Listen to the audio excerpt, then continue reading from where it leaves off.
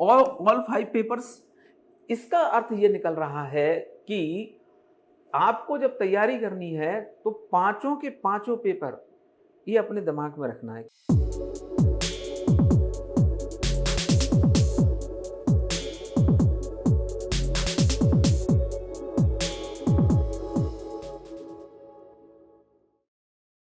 Hello friends, नमस्कार। आप सभी का स्वागत है लूटस आईएएस के इस प्लेटफॉर्म पे। आज मैं आप सबके सामने एक शब्द लेके आया हूँ। उस शब्द का नाम है बिहार और इसी से संबंधित एक परीक्षा है जिसका नाम है बीपीएससी। तो बीपीएससी को कैसे निकालना है, बीपीएससी को कैसे क्रैक करना है, इसकी मात्र 3 शब्दों की रणनीति में आपके साथ लेके आया हूँ। ठीक है, यानी इस बीपीएससी को किस प्रकार से क्रैक किया जाए। ठीक है, इस बीपीएससी को किस प्रकार से इस किले पर फतह हासिल की जाए, इस किले को किस प्रकार से जीता जाए, इसकी मैं एक आपके सामने रणनीति लेके आया हूं।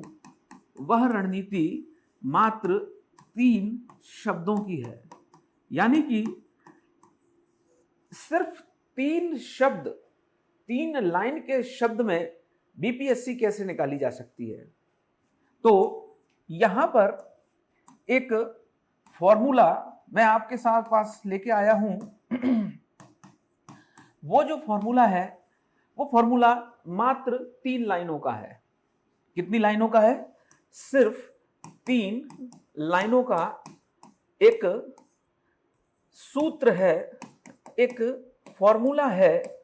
और इस फॉर्मूले के माध्यम से बीपीएससी को कैसे निकाला जाए ये मैं आज आपके सामने लाया हूं। तो मैं लंबी चौड़ी किसी भी प्रकार से बातें करने से परहेज करूंगा, सिर्फ 3 लाइनों का इस्तेमाल करूंगा और इन्हीं 3 लाइनों को जो भी विद्यार्थी आत्मसात कर लेगा, निश्चित रूप से दुनिया की कोई ताकत उसे सफल होने से नहीं रोक पाएगी। तो सबसे पहले मैं चूंकि बीपीएससी की बात कर रहा हूं, तो फिर यदि बिहार शब्द जो है इसके बारे में कुछ ना बोला जाए तो एक प्रकार से बेईमानी होगी। ठीक है, किसके साथ बेईमानी होगी? बिहार के साथ बेईमानी होगी। तो एक शब्द है जिसे हम कहते हैं बिहार। आप सभी लोगों ने सुना होगा बिहार शब्द के बारे में। ये बिहार जो शब्द है, इसे the land of Magadh, land of Pataliputra, इस बिहार को आचार्य चाणक्य की भूमि कहा जाता है।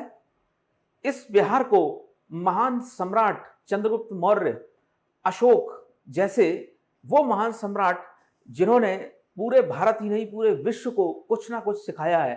खासकर यदि मैं सम्राट अशोक की चर्चा आपके सामने करूं तो अशोक जैसा महान राजा भारत के इतिहास में एक प्रकार से सर्वश्रेष्ठ माना गया है, अद्वितीय माना गया है, क्योंकि अशोक ने सबसे पहले ये करके दिखाया कि सत्ता कैसे प्राप्त करती है और सत्ता को किस प्रकार से एक बड़ा हृदय, बड़ा दिल दिखाकर सत्ता कैसे त्यागी जा सकती है, सिर्फ अहिंसा की नीति के माध्यम से, वो भी अशोक ने करके दिखाया है।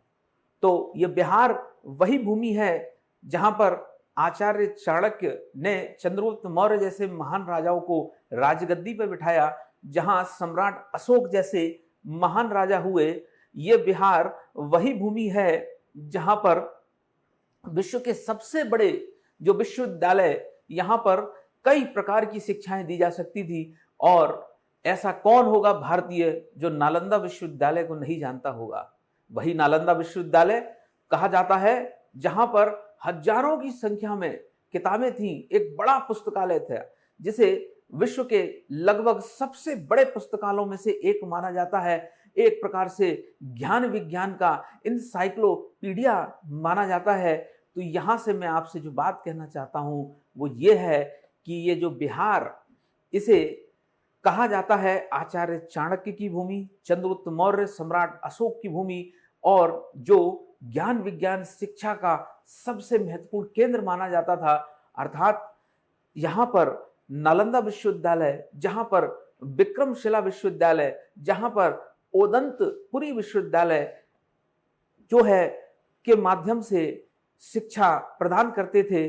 और इस बात को हम कैसे भूल सकते हैं कि ये जो बिहार है, जिसने पूरे विश्व को कहीं ना कहीं एनलाइटमेंट अर्थात प्रकाशित करने का प्रकाश किया है, कार्य किया है। आप जो है सभी लोग जानते होंगे गौतम बुद्ध के बारे में, भगवान महावीर के बारे में। तो गौतम बुद्ध की ये कर्म भूमि रही है, भगवान महावीर की कर्म भूमि रही है क्या? बिहार। तो ऐसा क्षेत्र, ऐसा राज्य जहां पर इतने सारे सपूतों को जन्म दिया। गौतम बुद्ध पूरी दुनिया में जिन्होंने अपने ज्ञान के प्रकाश से पूरी दुनिया को प्रकाशित किया, भगवान महावीर कौन नहीं जानता है इनको, ठीक है, जिन्होंने एक प्रकार से जैन धर्म को आगे बढ़ाया। 23वें तीर्थंकर के बाद जो है किस प्रकार से इन्होंने जैन धर्म को आगे बढ़ाया। और इस बात को विशेष रूप से समझना है कि विश्व के सबसे बड़े अहिंसावादी धर्मों में से एक धर्म जैन धर्म को माना जाता है, क्योंकि पूरे विश्व को सबसे ज्यादा अहिंसावादी नीतियां यदि किसी ने सिखाई हैं तो वो जैन धर्म ही है। जैन धर्म जो कि मूर्त अमूर्त, इसके साथ साथ पत्थर में भी आत्मा को मानता है और देखता है। धर्म अधर्म आकाश उद्गल, इसके अलावा कैवल्य, इसके अलावा जो कई प्रकार के ज्ञान जो जैन धर्म ने हमने दिए हैं, उसके बारे में विस्तार में चर्चा हम कभी करेंगे। लेकिन सबसे महत्वपूर्ण बात जैन धर्म की अहिंसावादी नीति। तो ऐसा जैन धर्म कहां फला फूला? बिहार के क्षेत्र में। यही बिहार का नाम भी इसी प्रकार बिहारों से पड़ा, क्योंकि जो बड़े बड़े बौद्ध भिक्षु इत्यादि होते थे वो बिहार में निवास करते थे। बिहार एक शिक्षा का केंद्र माना जाता था, निवास स्थान माना जाता था। इसी कारण ये जो बिहार जो आज राज्य है, इसका नाम विहार से बिहार पड़ गया। इस बात को आपको विशेष रूप से समझना है। इसके बाद ऐसा कैसे हो सकता है कि हम जब बिहार की चर्चा कर रहे हैं तो भारत के सबसे बड़े विद्वान जिस श्रेणी में रखे जाते हैं उनमें से एक व्यक्ति का नाम आता है आचार्य गुरु शंकराचार्य। शंकराचार्य को कौन नहीं जानता है?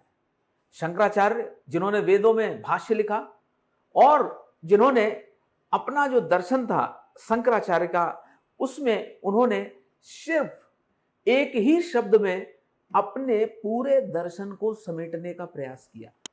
कौन सा शब्द था वो? वो शब्द था त्रिकाल अबाधितम। यानी इस शब्द से उन्होंने पूरे संसार की व्याख्या कर दी, त्रिकाल अबाधितम।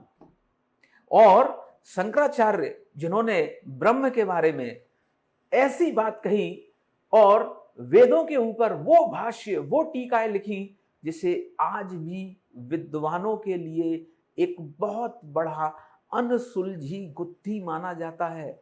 यानी उसका इंटरप्रिटेशन विद्वान लगातार करते रहते हैं और कई प्रकार के अर्थ निकालते रहते हैं।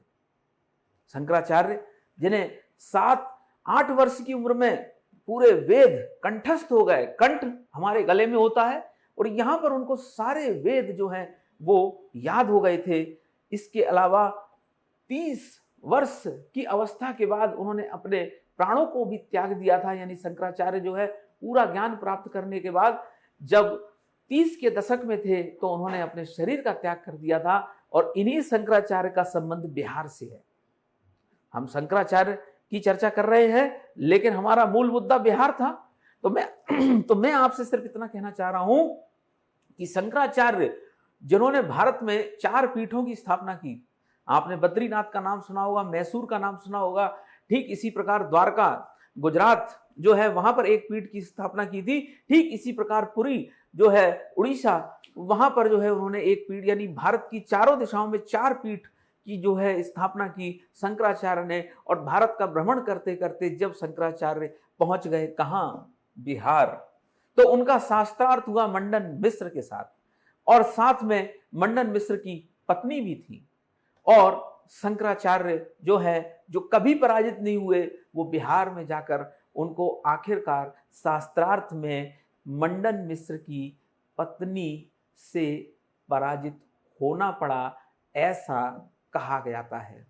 यानी कि इसके पीछे जो एक थ्योरी है वो ये है कि शंकराचार्य बड़े उदार थे, और उन्होंने चूंकि एक प्रकार से सामने वाले को जिताना था, और कहीं ना कहीं इसलिए जो है उन्होंने मंडन मिश्र जो उनकी पत्नी थी उनके सामने जो है वो कहीं ना कहीं एक प्रकार से अपनी हार स्वीकार की। तो मैं आपसे कहना चाह रहा हूं, और मेरा आपसे सिर्फ इतना सा प्रश्न है कि आखिरकार बिहार की मिट्टी में ऐसा क्या है, क्या बात है बिहार की मिट्टी में कि यहां पर कोई भी व्यक्ति हारता नहीं है?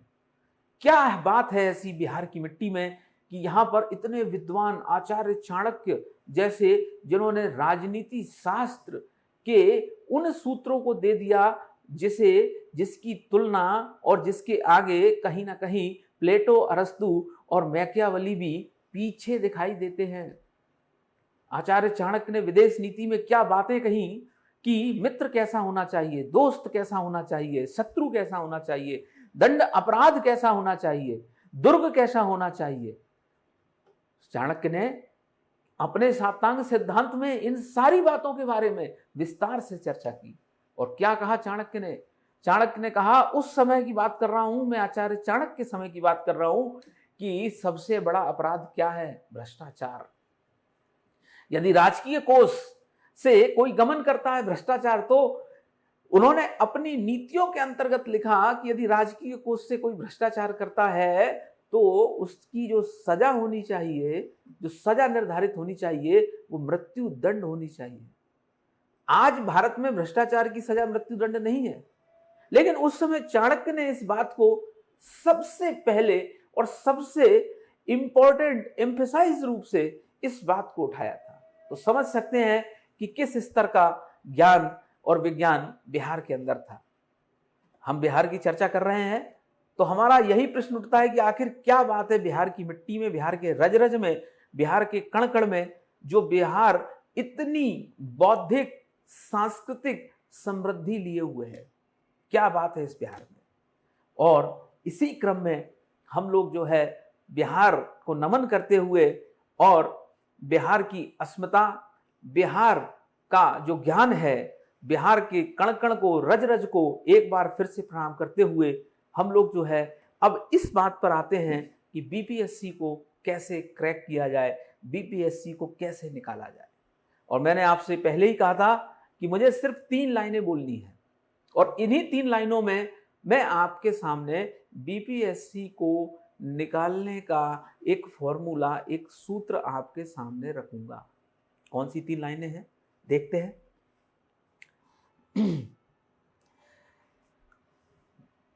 सबसे पहला बिंदु जो आपको समझना है, ठीक है, यानी बीपीएससी जो है उसमें क्या चाहिए? सिलेक्शन चाहिए। उस सिलेक्शन का यह एक सूत्र है। क्या है? एक फॉर्मूला है। सबसे पहला बिंदु, उस बिंदु का नाम है अंडरस्टैंडिंग।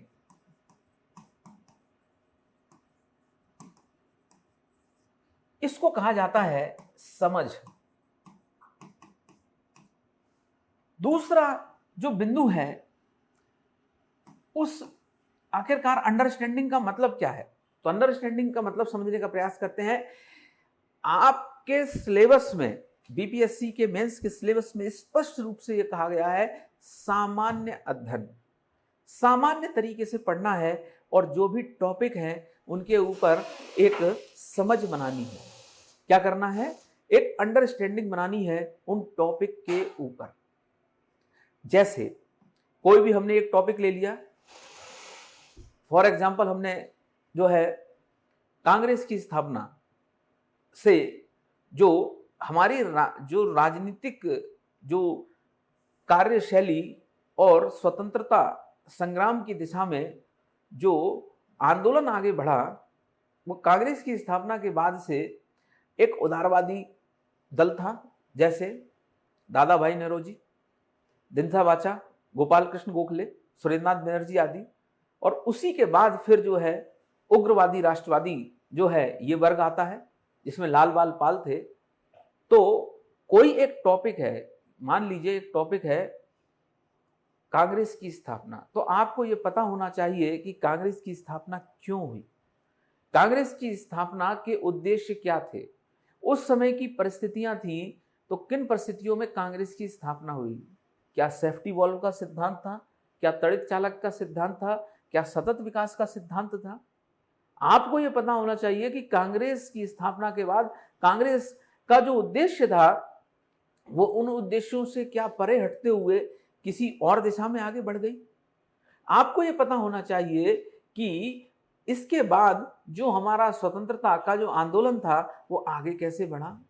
तो एक सामान्य समझ कांग्रेस के ऊपर आपकी होनी चाहिए। यदि मान लीजिए ब्रिटिश भारत की आर्थिक नीतियों की बात कही जा रही है, तो आपको पता होना चाहिए कि पहले जब अंग्रेज आए तो व्यापारी के रूप में आए थे, वाणिज्यवादी चरण के रूप में पैसा लाते थे, सामान खरीदते थे और पैसा भारतीयों को देते थे।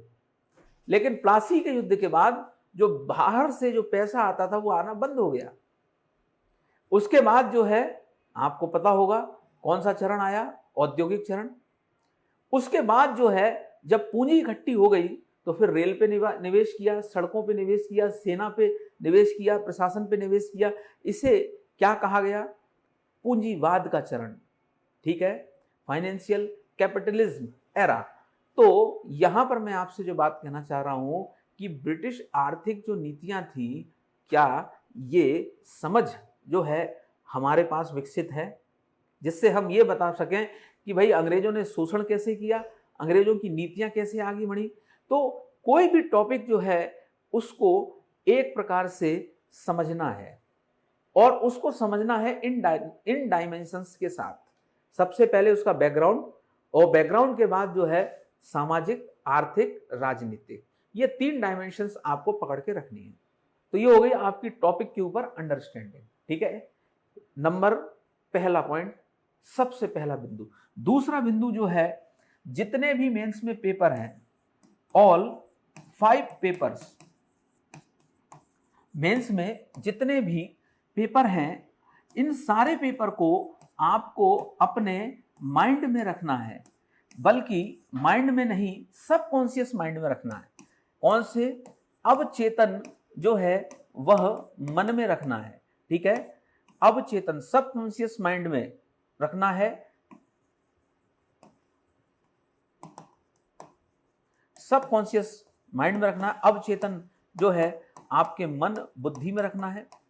अब इस लाइन का अर्थ क्या निकल रहा है, ऑल 5 पेपर्स, इसका अर्थ ये निकल रहा है कि आपको जब तैयारी करनी है तो पांचों के पांचों पेपर ये अपने दिमाग में रखना है कि मुझे पेपर 1, पेपर 2 तैयार कर लूं मैं अभी, बाकी पेपर बाद में कर लूंगा, नहीं। पांचों पेपर आपके दिमाग में होने चाहिए कि ये 5 पेपर है, इन पांचों पेपर की मुझे तैयारी करनी है। ऐसा मैं क्यों बोल रहा हूं, क्योंकि बहुत बड़ा मेरा अनुभव है कि हम क्यों सिलेक्ट नहीं हो पाते हैं, हम क्यों जो है बड़ी पोस्ट, डिप्टी कलेक्टर, डीएसपी जैसी पोस्ट नहीं ले पाते हैं। क्यों? क्योंकि जब हम मेंस का पेपर देने जाते हैं तो बाद में मैंने जो है बहुत सारे अपने विद्यार्थियों से ये चीज़ें सुनी, और आपने भी सुना होगा कि मेंस का पेपर देने के बाद अक्सर विद्यार्थी ये कहते हैं कि 10 नंबर और आ जाते, 20 नंबर और आ जाते तो मेरा सिलेक्शन हो जाता, यदि 30 नंबर और आ जाते तो मुझे डिप्टी कलेक्टर की पोस्ट मिल जाती। इसका मतलब क्या निकला, वो पेपर को मैनेज नहीं कर पाए। यानी पेपर कल से स्टार्ट था और आज आपकी पूरी तैयारी होनी चाहिए थी, लेकिन पूरी तैयारी पांचों पेपर में नहीं हो पाई, रिवीजन नहीं हो पाया। क्यों?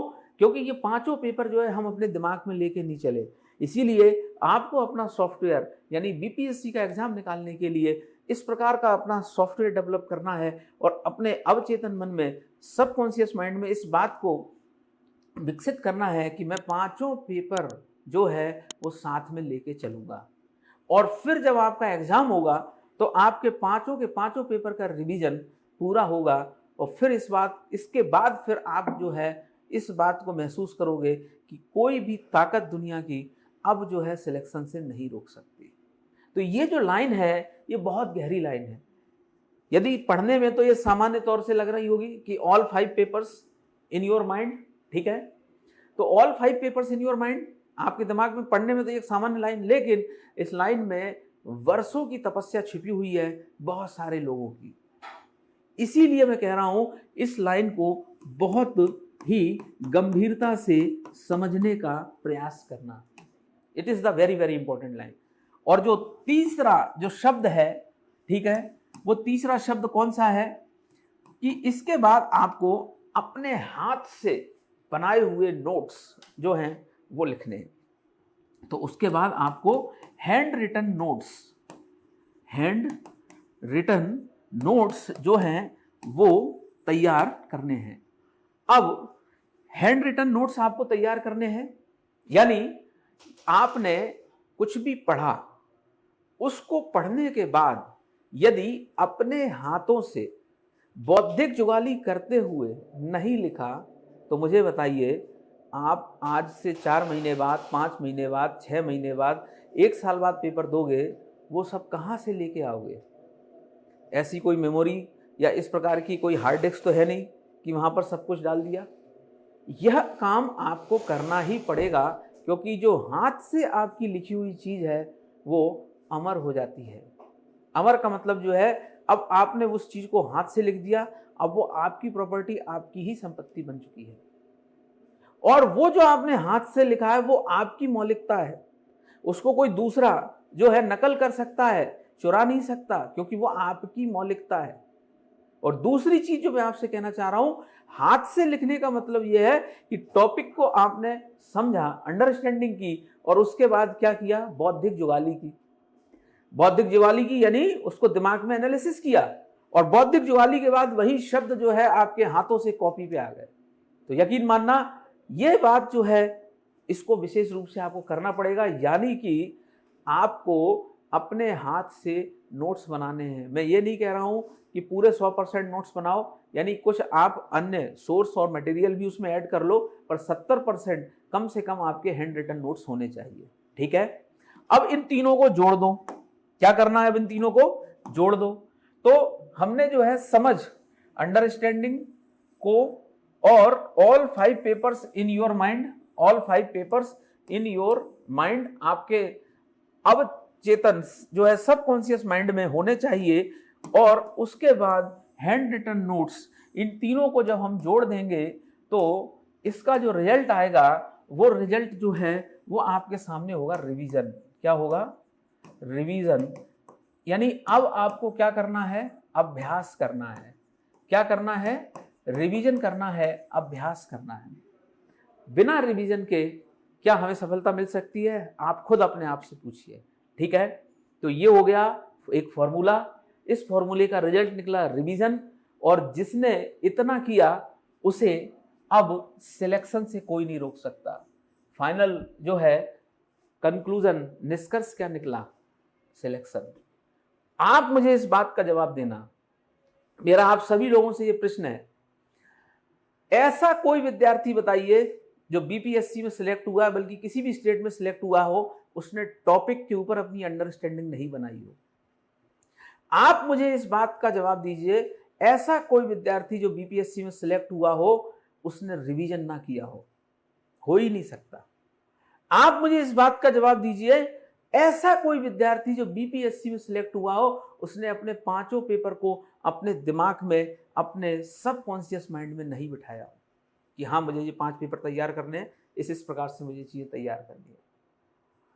आप मुझे इस बात का जवाब दीजिए कि हो सकता है आपकी तैयारी का तरीका कुछ और हो, लेकिन आपको इनके माध्यम से इस तरीके से गुजरना तो पड़ेगा। यानी रिवीजन तो आपको करना पड़ेगा, अंडरस्टैंडिंग तो करनी पड़ेगी, इसके साथ साथ आपको क्या करना पड़ेगा, वो पांचों पेपर जो है वो अपने दिमाग में कहीं ना कहीं सेट करने पड़ेंगे। ऐसा कोई विद्यार्थी बता दो जो इनके बिना जिसने सिलेक्शन लिया हो। पढ़ने का तरीका अपना अपना हो सकता है, उसके लिए मैं कोई बात नहीं कह रहा हूं। तो याद रखना, ईश्वर को, भगवान को किसी भी प्रकार से प्राप्त किया जा सकता है, भक्ति मार्ग के द्वारा, ज्ञान मार्ग के द्वारा, कर्म मार्ग के द्वारा। हमको यदि पटना जाना है तो पटना जाने के कई रास्ते हो सकते हैं। दिल्ली से भी हो सकता है रास्ता, लखनऊ से भी हो सकता है, बंगाल से भी रास्ता हो सकता है, लेकिन पहुंचना तो हमें पटना ही है। हमें यदि बीपीएससी में सिलेक्शन लेना है तो आप अपनी पढ़ाई का तरीका कुछ भी रखिए, लेकिन ये चीजें तो आपको करनी ही पड़ेंगी और इन चीजों को करिए। ऐसा हो ही नहीं सकता कि सिलेक्शन ना हो। ये मैं आपको बहुत ही अनुभव और बहुत सारा जो है रिसर्च वर्क करके ये मैं आपको सरल शब्दों में मैं आपको जानकारी दे रहा हूं।